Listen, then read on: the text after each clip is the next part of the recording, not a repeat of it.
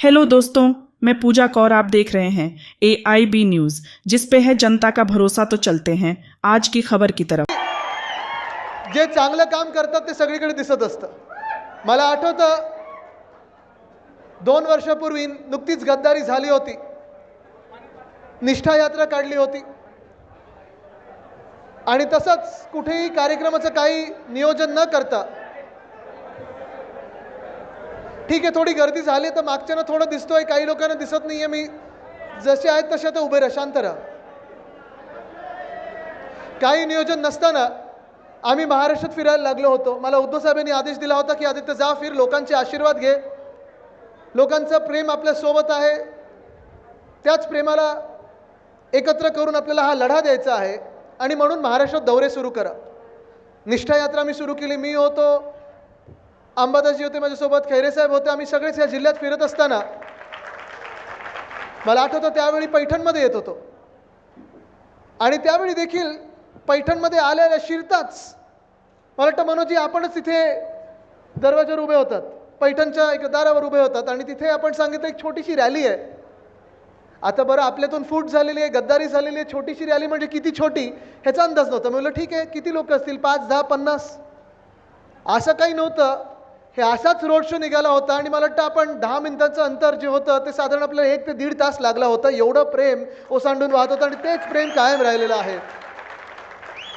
त्यानंतर देखील गेल्या 2 वर्षामध्ये जेव्हा जेव्हा मला वाटलेलं आहे की थोडी प्रेरणा घेणं गरजेचं आहे, थोडा बॅटरी रिचार्ज झाली पाहिजे आपली, थोडा उत्साह वाढला पाहिजे, स्वतःचा जोश वाढला पाहिजे, मी प्रयत्न करतो की ती बॅटरी माझी स्वतःची रिचार्ज करायला, जोश वाढवून घेण्यासाठी, प्रेरणा घेण्यासाठी नेहमी मी पैठणमध्ये येतो। कारण इकडच्या पैठणकरांचं जे प्रेम मिळतं मला, खरोखर त्याच्यासाठी मला शब्द नाही आहेत। आत्ता पण मला सांगितलं होतं, गाडीत आमची जी चर्चा चालली होती की किती अंतर आहे इथून छत्रपती संभाजीनगरवरून इथे पोहोचताना किती अंतर असेल, इथून पुढे किती अंतर असेल, कारण आज 3 की 4 ठिकाणी जायचं आहे।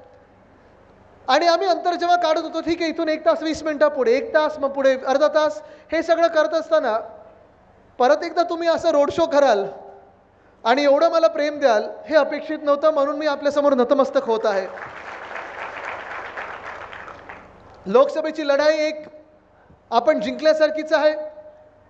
ठीक आहे, इथे जरी आपला पराभव झाला असेल, या सीटमध्ये, या मतदारसंघात जरी पराभव झाला असेल, तरी तुम्हाला सांगतो देशात जे वातावरण आहे, देशात वातावरण आपण जिंकल्यासारखंच आहे। कारण इंडिया आघाडीने 237 जागा आपल्या देशामध्ये मिळवलेल्या आहेत। ज्या लोकांना वाटत होतं, ज्या हुकुमशहांना वाटत होतं की आम्ही 400 पार जाऊ, एक्झिट पोल दाखवत होते काही चॅनलवर की 300 पार करणार म्हणजे करणारच, त्यावेळी मी देखील सांगितलं होतं आणि त्यावेळीचा माझा शब्द कायम ठेवला तुम्ही की हे 240च्या पुढे जात नाहीत, ते 240लाच येऊन अडकले। काय मी ज्योतिष नाहीये, नाहीतर मी त्यावेळी सांगितलं असतं हे 180च्या पुढे जात नाहीत, पण 240 हे देशातलं वातावरण होतं। मी सगळ्या सभेमध्ये सांगायचो 220 ते 240 इथेच भाजप अडकणार, 300 वगैरे जात नाही, बहुमताचं सरकार येत नाही। कारण महाराष्ट्राने आणि उत्तर प्रदेशने दाखवलेलं आहे की देशात हुकुमशहा चालत नाही, देशात माज चालत नाही, देशात मस्ती चालत नाही, देशात एकच आवाज चालतो, तो म्हणजे आपल्या देशाच्या जनतेचा आवाज चालतो। आणि हेच सगळीकडे मी सांगत आहे, ज्या ज्या मतदारसंघांमध्ये महाराष्ट्रात काही कार्यकर्ता मेळावा होत आहेत, काही बैठका होत आहेत, काही सभा होत आहेत, तिथे मी सगळीकडे सांगत आहे की जरी जिंकले ते असतील तरी जिंकलो आपण पण आहोत। कारण आपण ह्या देशाचं संविधान वाचवण्यात, जवळचं रक्षण करण्यात यशस्वी ठरलेलो आहोत।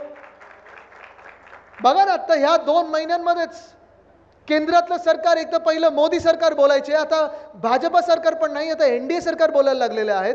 पण ते NDA सरकारमध्ये किती युटर्न मारतात, किती युटर्न मारत चाललेले आहेत, जणू काही गोल गोल गोल गोल गोल गोल चाललेत, असं युटर्न मारत चाललेत। आणि ह्याचं कारण एकच आहे, कारण आपल्या इंडिया आघाडीचा आवाज म्हणजे तुमचा, आमच्या जनतेचा आवाज हा केंद्रात तिथे पोचलेला आहे, संसद भवनात पोचलेला आहे, संसदेत पोचलेला आहे।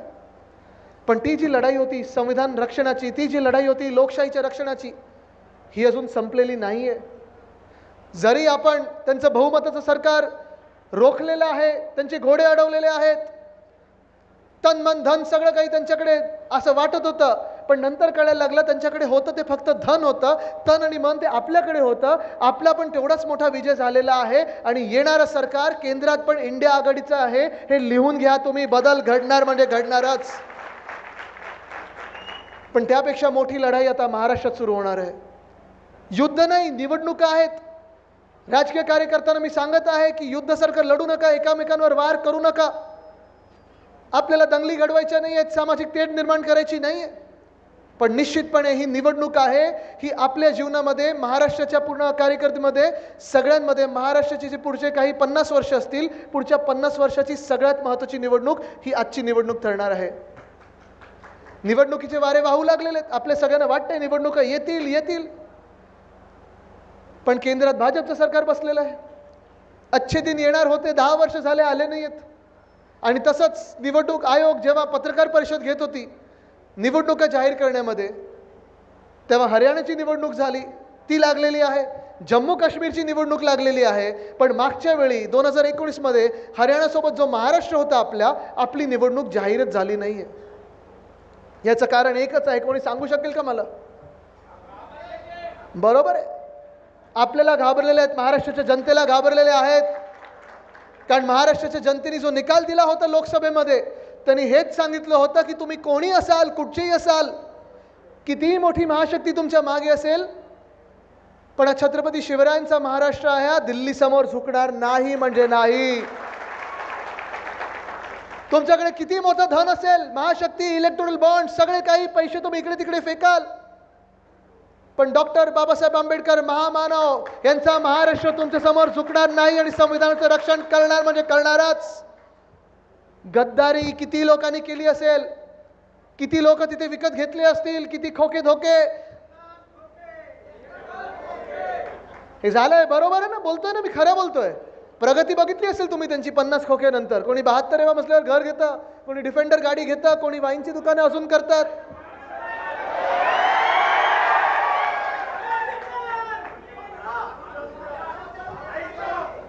काय काय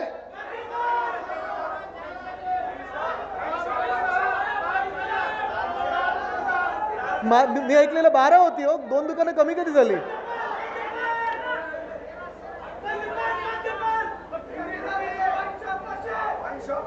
पण हा राग हा इथे व्यक्त करून चालणार नाही, हा मतपेट्यांमध्ये पण आला पाहिजे. कारण आज मी तुम्हाला साधा प्रश्न विचारत आहे. 2 वर्षापूर्वी जी गद्दारी झाली, जे आपल्या महाराष्ट्रात, मी जे सांगतोय, सतत सांगतोय की संविधान रक्षणाची लढाई संपलेली नाहीये. कारण ते संविधान जर बाजूला ठेवलं असेल, संविधानाचा अपमान पहिला कुठे झाला असेल तर तो ह्या महाराष्ट्रात झाला. कारण ह्या घटनाबाह्य सरकारला ज्या मिनिटाला आपल्या डोक्यावर बसवलं, एक घटनाबाह्य सरकार आपल्या डोक्यावर बसवलेलं आहे. कोर्टाचा निर्णय अपेक्षित आहे, जेव्हा येईल तेव्हा येईल, माहीत नाही, तारीख पे तारीख होत चाललेली आहे. कदाचित त्याच्या आधी निवडणुका येतील. पण जेव्हाही सन्माननीय सर्वोच्च न्यायालय आपल्याला निकाल देईल, हे 40 गद्दार बाद झाल्याशिवाय राहणार नाहीत, हे तुम्हाला सांगत आहे. कारण हे सरकार घटनाबाह्य आहे म्हणजे आहेच. पण घटनाबाह्य सरकार म्हणजे संविधानाचा अपमान. 2 वर्ष कुठच्याही महानगरपालिकेच्या निवडणुका नाही म्हणजे लोकशाहीला बाजूला ठेवलेलं, चिरडलेलं आहे. आणि ह्या 2 वर्षामध्ये कोणी वाईनची दुकानं उघडत गेलं, कोणी डिफेंडर गाड्या घेत गेलं, कोणी मोठी घरं घेत गेलं, कोणी मोठे बंगले बांधत गेलं. मला तुम्ही सांगा, ह्या 2 वर्षात 40 चोरांची प्रगती झाली आहे, पण तुमची, आमची, कोणाची, या महाराष्ट्राची प्रगती झाली आहे का? झाली आहे कोणाची प्रगती? नाही झाली आहे. आणि म्हणून जे मी तुम्हाला सांगत आहे की तुमच्या जीवनातली सर्वात मोठी लढाई, तुमच्या जीवनातली सर्वात मोठी निवडणूक ही आता येत आहे. तुम्हाला ठरवायचं आहे तुम्ही कोणाच्या बाजूने मतदान करणार आहे. आज आपण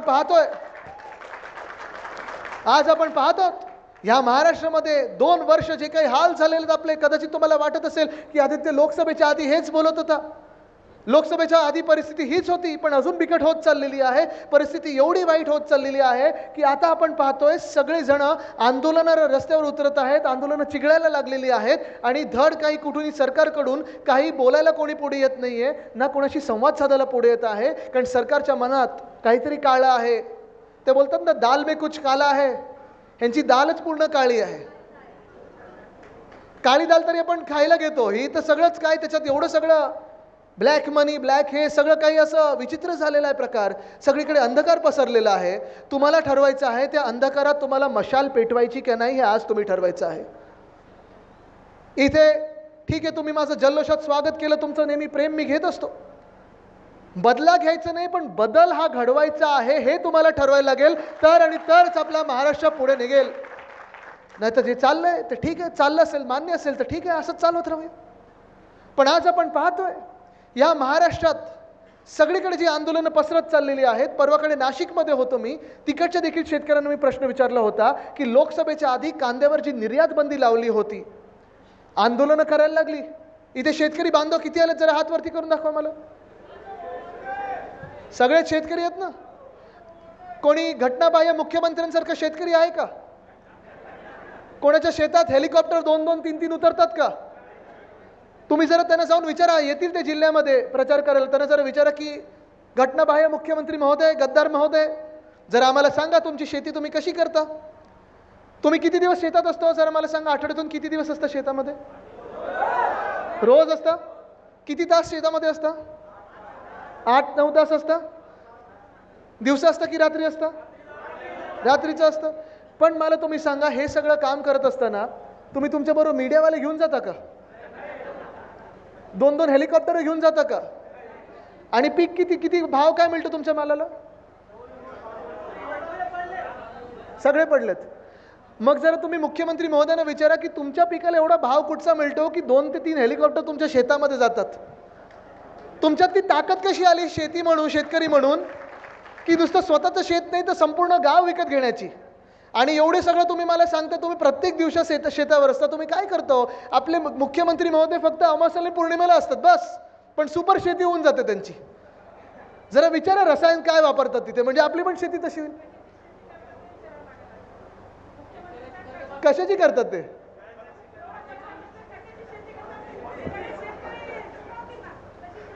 तेच जरा तुम्ही विचारलं पाहिजे.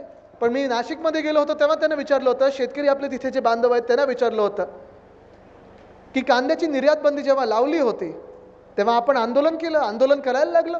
मग निवडणुका येतील म्हणून भाजपने तो निर्णय मागे घेतला. पण तो निर्णय मागे घेताना देखील आपल्याबरोबर दुजाभाव झाला. तो हा होता की गुजरातमधली कांद्याची निर्यात बंदी पहिली हटवली गेली, त्याच्या 2 की 3 आठवड्यानंतर आपल्या महाराष्ट्रातली कांद्याची निर्यात बंदी हटवली गेली. मान्य तुम्हाला? असं सरकार मान्य आहे तुम्हाला? हा दुजाभाव करणारा भाजप मान्य आहे तुम्हाला? परत त्यांना आपले शकतो का आपण? आज शेतकरी बांधवांना मी विचारत आहे की हा आपल्या सरकारमध्ये असेल किंवा महाराष्ट्र सरकारमध्ये असेल, तुम्ही विचार करा शेतकऱ्यांबद्दल त्यांच्या मनात किती खोट आहे, किती काय विचार असतील, किती घाणेरडे विचार असतील, तुम्ही विचार करा.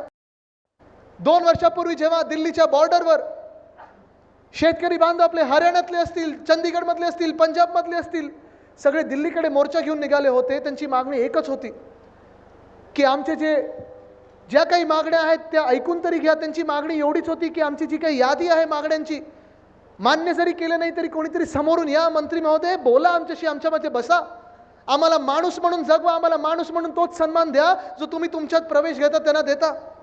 पण तसं नाही केलं भाजपाने. 2 वर्षापूर्वी असेल आणि 6 महिन्यापूर्वी असेल, जेव्हा जेव्हा शेतकऱ्यांची आंदोलनं दिल्लीच्या दारावर झालेली आहेत, जेव्हा जेव्हा शेतकऱ्यांचे मोर्चे निघालेले आहेत, तेव्हा तेव्हा ह्याच भाजपानी, ह्याच मोदी साहेबांच्या भाजपानी शेतकऱ्यांना अतिरेकी म्हणून संबोधित केलेलं आहे. मान्य आहे तुम्हाला हा भाजप? शेतकऱ्यांना अतिरेकी म्हणतात, खलिस्तानी म्हणतात, माओवादी म्हणतात, अर्बन नक्सल बोलतात. आणि सगळं काही एवढं बोलून थांबत नाहीत तर पोलिसांना त्यांच्यावर लाठीचार्ज करायला लावला, त्यांच्यावर अश्रुधूर सोडायला लावले, त्यांच्यावर गोळीबार करायला लावला. पण आज या देशातली शेतकऱ्यांची ताकद बघा. उत्तर प्रदेशमधली असेल किंवा हरियाणातली असेल किंवा महाराष्ट्रातली असेल, भाजपला त्यांनी जागा दाखवलेली आहे. पण हे इथे थांबत नाही, कारण मी जसं सांगितलं ही निवडणूक फार महत्त्वाची ठरणार आहे. हुकुमशहा बनणार की नाही हे आपल्या निवडणुकीवर ठरणार आहे. तुमचा आवाज ऐकला जाणार की एकाच व्यक्तीची मन की बात ऐकली जाणार हे आपल्या निवडणुकीवर ठरणार आहे. मी आज शेतकरी बांधवांना विचारत आहे की गेल्या 2 वर्षामध्ये जेव्हा जेव्हा आपल्यावर आपत्ती आली असेल, गारपीट झाली असेल, अवकाळी पाऊस पडला असेल, सततचा पाऊस लागला असेल, तुम्ही मला सांगा तुमच्या शेतांमध्ये कोण दिसलं? मी आणि अंबादासजी दिसलो की मग तुम्हाला मुख्यमंत्री दिसले आणि कृषी मंत्री दिसले? कोण दिसलं तुम्हाला जरा सांगा? कोण दिसलं? दिसलो ना आम्ही तुमच्यामध्ये? तुमचे आवाज उठवताना दिसलो, तुमचे प्रश्न उठवताना दिसलो ना? पंचनामे करून घेतले, पंचनामे करून शासन दरबारी पाठवले. पण हे शासन एवढं निर्दयी आहे, हे शासन एवढं खोटं आहे की कधीही त्यांनी जेवढी मदत पाहिजे तेवढी करून दिली नाही. 2 वर्षापूर्वीचं जे सरकार होतं, त्याच्या आधीचं सरकार होतं, महाविकास आघाडीचं सरकार होतं, एक व्यक्ती मुख्यमंत्री होते, उद्धव बाळासाहेब ठाकरे. आपलं कुटुंब प्रमुख म्हणून त्यांनी काम केलं. आणि मला आठवतं, मी साक्ष या घटनेला, जेव्हा आपलं सरकार नुकतं बसलं होतं, काँग्रेस आणि राष्ट्रवादी काँग्रेस सोबत आपलं महाविकास आघाडीचं सरकार बसलं होतं, नागपूरमध्ये सगळे अधिकारी आले आणि उद्धव साहेबांना विचारलं त्यांनी, उद्धव साहेब तुम्ही मुख्यमंत्री आहात, नागपूरचं अधिवेशन सुरू होत आहे, तुम्ही सांगा कुठे आपण आर्थिक तरतूद केली पाहिजे, कुठे आपण काय तरतूद केली पाहिजे, की आर्थिकदृष्ट्या कोणाला मदत केली पाहिजे, या महाराष्ट्रात तुम्हाला पहिलं धोरण जर आणायचं असेल, कोणाला मदत करायची असेल तर कोणाला करायची तुम्ही सांगा, तुमच्या मनात आहे तसं होईल, कारण तुम्ही मुख्यमंत्री आहात. आणि उद्धव साहेबांनी सांगितलं होतं की माझं पहिलं वचन माझ्या शेतकरी बांधवांना आहे. निवडणुकीच्या आधी उद्धव साहेबांनी सांगितलं होतं की मी या महाराष्ट्रात कर्जमुक्ती करून दाखवीन. कर्ज माफी नाही, माफ आपण गुन्हेगाराला करतो, कर्जमुक्ती करीन. आणि 2 लाखापर्यंत जे कर्ज होते ते संपूर्ण महाराष्ट्रात आपण कर्जमुक्ती करून दाखवली. हे आपलं सरकार होतं. तुम्हाला निवडायचं कोण, तुम्हाला तुमच्या सोबत पाहिजे. उद्धव साहेबांनी जेव्हा कर्जमुक्ती केली तेव्हा काही निवडणुका सामोरी नव्हत्या. निवडणुकीला लोकसभा असेल, विधानसभा असेल, 5-5 वर्ष होती तेव्हापासून. सहसा कुठचाही राजकीय पक्ष असेल, कुठचाही मुख्यमंत्री असेल, निवडणुका जवळ आले की हे सगळे खेळ सुरू होतात. कर्जमुक्ती करतात, फ्री हे फ्री ते, अमुक गोष्ट मोफत, इलेक्ट्रिसिटी मोफत, सगळं काही मोफत करण्याचा प्रयत्न करतात. पण उद्धव साहेबांनी निवडणूक डोळ्यासमोर नाही ठेवली. उद्धव साहेबांनी डोळ्यासमोर आपला शेतकरी बांधव ठेवला, दिलेला शब्द पाळला आणि ती कर्जमुक्ती करून दाखवली. आणि हेच मी तुम्हाला सांगत आहे, हेच मी तुम्हाला आज विचारायला आले सगळे जे शेतकरी बांधव तिथे, तुम्हाला आज मी विचारत आहे की आज ह्या सरकारमध्ये जसं उद्धव साहेब त्यावेळी आपल्याला कुटुंब प्रमुख वाटायचे, ह्या सरकारमध्ये कोणीतरी तुम्हाला आपलं वाटतं का? कृषी मंत्र्याला गेल्या 2 वर्षात तुम्ही पाहिलंय का? कृषी मंत्र्याला पाहिलंय का कोणी 2 वर्षात? आपल्या बांधावर कोणी आलेलं पाहिलंय का? या सरकारमधून तुमच्या घरी कोणी आलंय का धीर द्यायला की घाबरू नका, आम्ही तुमच्या सोबत आहोत म्हणून कोणी आलंय का? 2 वर्षात जेवढ्यांदा आम्ही तुमच्या बांधावर आलो, त्याच्या आधी देखील आपलं सरकारत असताना देखील तुमच्या बांधावर आलो होतो, कर्जमुक्ती करताना आलो होतो. मग कधी अवकाळी पाऊस असेल, गारपीट असेल, काही असेल, जी काही मदत असेल ती घेऊन आलो होतो. असं या 2 वर्षामध्ये कोणी तुम्हाला ह्या सरकारमध्ये आपलं वाटलंय का? नाही वाटू शकत. कारण जे 40 गद्दार, जे 40 चोर, अलिबाबा आणि 40 चोर उद्धव साहेबांचे होऊ नाही शकले, ते आपले काय होणार हा विचार आपण जरा केला पाहिजे. आणि मतदानाच्या दिवशी हा विचार तुम्ही मनात ठेवला पाहिजे. पण आपला पक्ष चोरला, आपला धनुष्यबाण चोरला, आपली सत्ता घेऊन गेले, आपला पक्ष तोडण्याचा प्रयत्न केला, वंदनीय हिंदू सम्राट बाळासाहेब ठाकरेंच्या फोटोचा वापर करतात, सगळं काही करतात, पण ह्या महाराष्ट्राला काही देऊ शकले नाही आहेत. आज तुम्ही विचार करा, इथे जी तरुण मंडळी आहे, इथे 20शीतली मुलं असतील, 30शीतली मुलं असतील, मुलं मुली दोन्ही, तरुण तरुणी, आणि जे शाळेत देखील शिकत असतील, ते स्वतःच्या भवितव्याबद्दल जरा विचार करा. पुढची 25 वर्ष तुमची, पुढची 50 वर्ष तुमची कशी असतील, पुढचे 5 महिने तरी कसे असतील, हा जरा विचार करणं गरजेचं आहे. कारण ही जी महाशक्ती घेऊन भाजप प्रणित खोके सरकार आपल्या डोक्यावर बसलं, ईडी, IT, CBI सगळी यंत्रणा वापरली, सगळं काही केलं, स्वतःची प्रगती झाली, पण माझ्या महाराष्ट्रातल्या तरुणाला एक तरी नवा रोजगार उपलब्ध करून दिलाय का? आज मी तुम्हाला विचारतोय. ऐकले तुम्ही गावात कधी आलेले? इकडचे जे होते ते पालकमंत्री होते ना, आता नवीन कोण काय काय बोलणार आहे त्याच्यावर मी. पण आज मी तरुणांना विचारतोय मी, गेल्या 2 वर्षामध्ये एक तरी नवा उद्योग आपल्या राज्यात आलेला ऐकलाय का तुम्ही? आलाय कोणी? ऐकलंय? मागून कोणी ऐकलंय का की नवा उद्योग आपल्या महाराष्ट्रात आले? ते मग तुम्ही नोकऱ्या घेणार कुठे? इथे किती लोक नोकरीवर जरा हात वरती करा. आणि ज्यांच्याकडे नोकरी नाही आहे त्यांनी हात वरती करून दाखवा.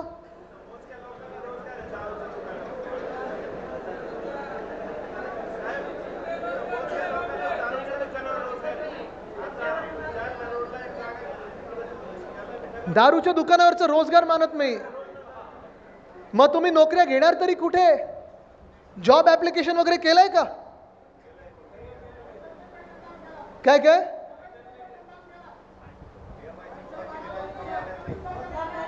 मग भवितव्याबद्दल काय? दारूच्या दुकानात काम नाही करायचं, ती आपली संस्कृती नाहीये. ती असेल गद्दारांची संस्कृती, आपली नाहीये.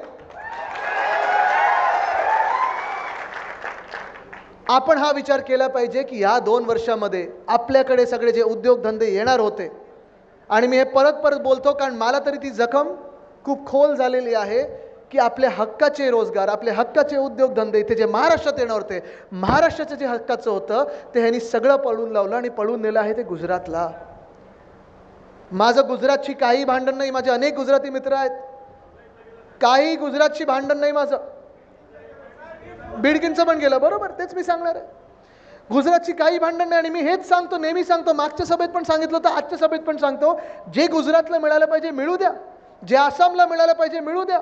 युक्रेनला प्रधानमंत्री महोदय युद्ध थांबवायला गेलो, ते युद्ध काही थांबलं नाही. मणिपूरचं तर थांबवू शकले नाहीत, पापाने वॉर रुकू आधी, पण मणिपूरचं जे आधी त्यांच्या हक्काचं ते त्यांना मिळू द्या. केरळचं जे हक्काचं असेल त्यांना मिळू द्या.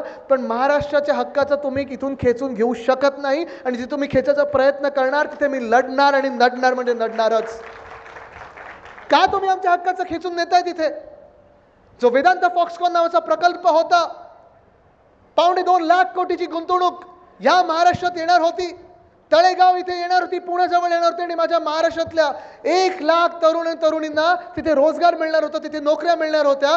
तो रोजगार, तो सगळ्या नोकऱ्यांचा जो काही 1 लाखचा पॅकेज होतं, 1 लाख नोकऱ्या ज्या होत्या त्या सगळ्या त्यांनी उचलल्या भाजपाने आणि या खोके सरकारने आणि पाठवून दिल्या त्यांच्या आवडत्या राज्यामध्ये म्हणजे गुजरातला. या बिडकीनमध्ये आपण मेडिकल डिव्हाइस पार्क आणणार होतो, ऑरिक सिटीमध्ये नवीन उद्योग आणणार होतो, पण ना बिडकीनच्या MIDC मध्ये ना आजूबाजूच्या कुठच्या MIDC मध्ये काही येऊ दिलं नाही. मेडिकल डिव्हाइस पार्क घेतला आणि उचलला, पाठवला गुजरातला. रोह्यामध्ये बल्क ड्रग पार्क आणणार होतो, उचलला आणि पाठवला गुजरातला. नागपूर इथे, बुट्टीबुरी इथे मिहान आहे, तिथे आपण ते एअरबस टाटा आणणार होतो, उचलला आणि पाठवला गुजरातला. मग आमच्या पोरांनी करायचं काय? आम्ही फक्त तुमच्या आंदोलनामध्ये सहभागी व्हायचं? राजकीय पक्षांनी हा विचार केला पाहिजे. आणि आपण पण एक राजकीय पक्ष आहोत. आणि माझ्या आजोबांनी जे काम केलेलं आहे ते हेच पहिलं काम केलं की फक्त आंदोलनं नाही, फक्त मोर्चे नाही, तर त्या मोर्चातून काय निघते तर माझ्या स्थानिक भूमिपुत्रांना त्यांच्या न्याय हक्काची नोकरी पाहिजे, रोजगार पाहिजे. ते काम आपण पुन्हा एकदा करून दाखवायचं आहे. पण उद्धव साहेबांचं सरकार असताना, आपलं महाविकास आघाडीचं सरकार असताना, 2 वर्षामध्ये कोविडचा काळ असताना देखील आपण ह्या महाराष्ट्रामध्ये 6.5 लाख कोटीची गुंतवणूक आणलेली आहे. जे काही रोजगार निर्माण होतील पुढच्या 2 वर्षामध्ये ते त्या कामातलं आपल्याला आता जे काही आपल्याला रोजगार निर्माण होतील ते आहेत. पण गेल्या 2 वर्षामध्ये उद्योग मंत्र्याचं नाव माहिती आहे का कोणाला? कोकणात जरा विचारा, डांबराचा किती उद्योग चालतो. ठीक आहे, त्याच्यात मी जास्ती जात नाही, कारण तिथे विचारल्यानंतर तुम्हाला कळेल. पण आज तुम्ही त्यांना प्रश्न विचारला पाहिजे की उद्योग मंत्री महोदय, तुम्ही त्या खुर्चीवर बसलेला आहात, एक जबाबदार मंत्रीपद तुमच्या हातात घेतलेलं आहे, चोरून घेतलं असेल तरी घेतलेलं आहे. मग माझ्या महाराष्ट्रातल्या तरुण तरुणींना तुम्ही नोकऱ्यांच्या संध्या का उपलब्ध करून देत नाही? कृषी मंत्री दिसत नाहीत, शेताला भाव नाही, मालाला भाव नाही काही कुठच्याही. आणि आज आपण पाहतोय जे काही तुमचे हाल झालेले आहेत, कोणी तुम्हाला आधार द्यायला नाही, कोणी तुम्हाला धीर द्यायला नाही. तुमची मुलं मुली जर उद्योगधंद्यात येऊ पाहतात तर त्यांना देखील कोणी आधार द्यायला नाही, कोणी नोकऱ्या द्यायला तयार नाही. पब्लिक सर्व्हिसचं देखील इथे किती मुलं स्पर्धा परीक्षांमध्ये बसलेली आहेत किंवा बसणार आहेत? कोणी हात वरती करून जर दाखवू शकतं का? तुम्ही बसले होतात, कशासाठी बसले होतात? बसूनच बोला, बसूनच बोला.